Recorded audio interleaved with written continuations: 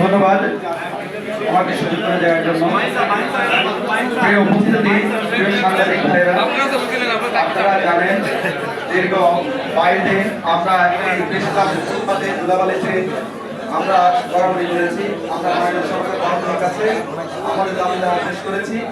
অবশেষে সকল জনগণের অবসান ঘটিয়ে আমাদের প্রাথমিক বিজয় এসেছে। আমাদের চূড়ান্ত বিজয় হবে কেবল জাতীয়করণের মাধ্যমে, কারণ আমাদের মূল দাবি হচ্ছে জাতীয়করণ।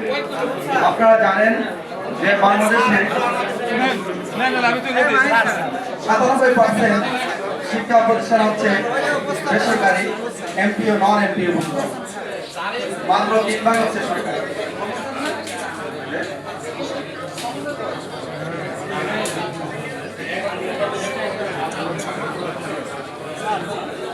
প্রিয় উপস্থিতি, আপনারা জানেন যে